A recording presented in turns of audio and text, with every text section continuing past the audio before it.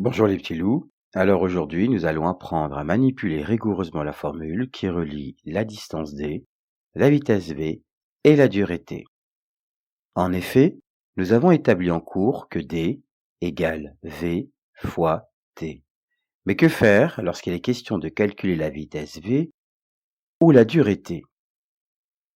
Tout d'abord, revenons sur les unités de la distance, la vitesse et la durée dans le système international noté SI. Dans le système international, il faudra toujours exprimer d la distance en mètres, v la vitesse en mètres par seconde et t la durée en secondes. Mais attention, il conviendra d'être cohérent dans l'utilisation de ces unités. Si la distance est exprimée en kilomètres et la durée en heures, alors cela sera cohérent avec une vitesse exprimée en kilomètres par heure. Autre exemple, si la vitesse est exprimée en kilomètres par seconde, alors la distance devra être exprimée en kilomètres et la durée en secondes.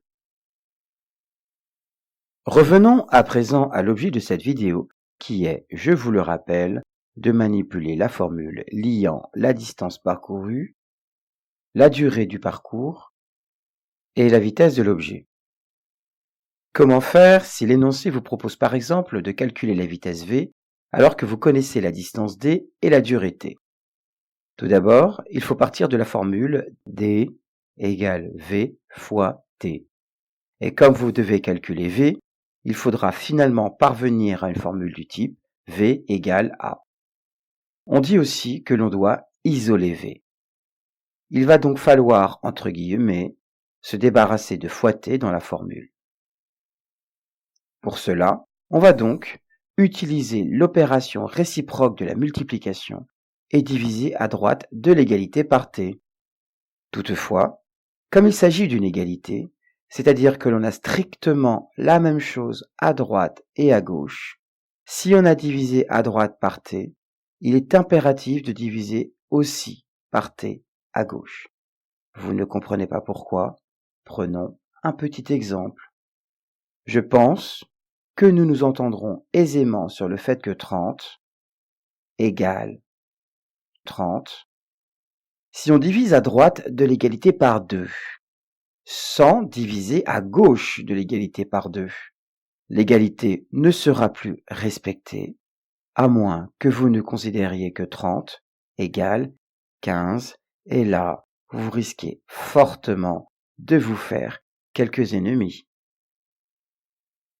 Pour généraliser, lorsque l'on travaille sur une égalité, toute opération à droite devra donc également être effectuée à gauche, et réciproquement, bien entendu. Revenons à notre manipulation de formule, et pour les raisons que nous venons d'évoquer, nous en étions à d divisé par t égale à v fois t divisé par t. Comme à droite de l'égalité, t est présent au numérateur et au dénominateur, on peut simplifier par t et il nous reste alors l'expression suivante, d divisé par t égale v. On a presque fini. De la même façon que 30 égale 30 peut aussi s'écrire 30 égale 30, puisqu'il s'agit d'une égalité. L'égalité d divisé par t égale v peut aussi s'écrire v égale d divisé par t, et nous avons bien obtenu la formule recherchée. Maintenant, si l'énoncé demande de calculer la durée t, il faut donc isoler t, et pour les mêmes raisons que précédemment, on divise à droite et à gauche par v.